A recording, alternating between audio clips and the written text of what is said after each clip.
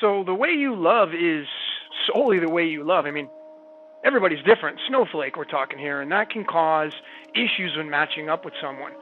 There are categories that we fit into individually, and these will give you a major advantage on either attracting the love of your life, if you're looking for your Prince Charming or your queen, or making your current relationship the very best it can be. Either one of those, it's fine.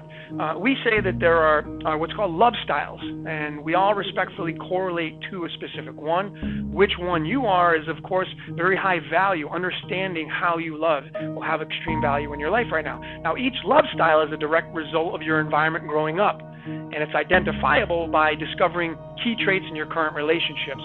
An accurate assessment really requires honestly opening yourself up to careful self-reflection. That's a big word, self-reflection. Now, life's all about strategies and making the right moves. And life coding is the core essential to making the right moves within this game of life. It allows you to understand yourself fully and, of course, the partner you want to be with or the partner you're with.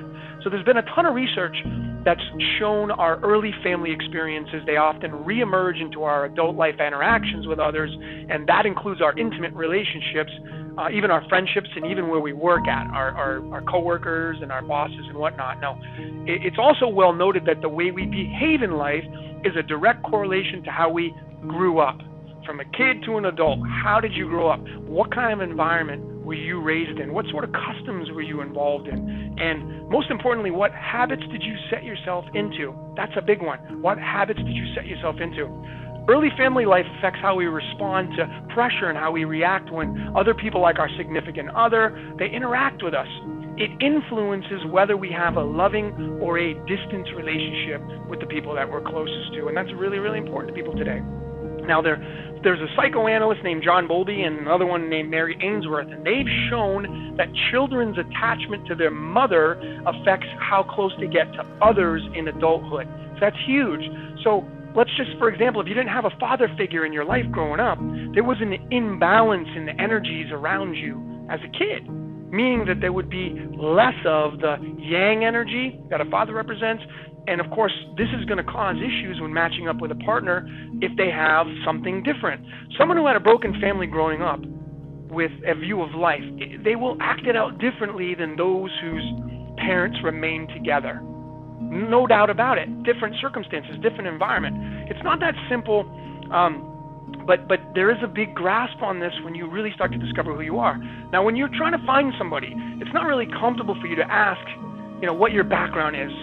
How did you grow up? What were your family affairs? But what you can do is you can prepare yourself by discovering the way you were programmed the most growing up. Now, most people, they're not even consciously aware of childhood programming because of being too busy with everyday life, and that's just the way it is. If we're to be honest with ourselves, ask yourself, how much time do you invest into discovering your programming? How much time do you invest?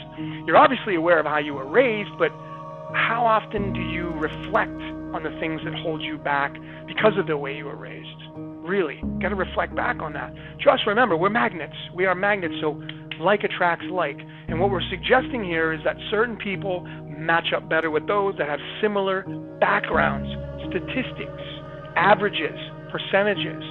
Okay? There are exceptions, but we're talking about these statistics and averages. We're talking about the majority of people, and perhaps that's you.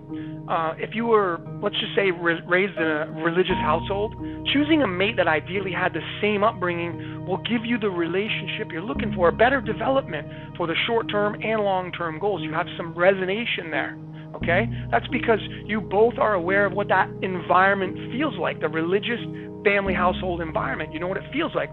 So what you're looking for is someone that wants to understand you, really, not just someone who wants to know you. Now, life coding allows you to discover who you really are so you can then attract the partner you really, really want to meet. The way to attract the right mate is to be the right mate. That's pretty simple.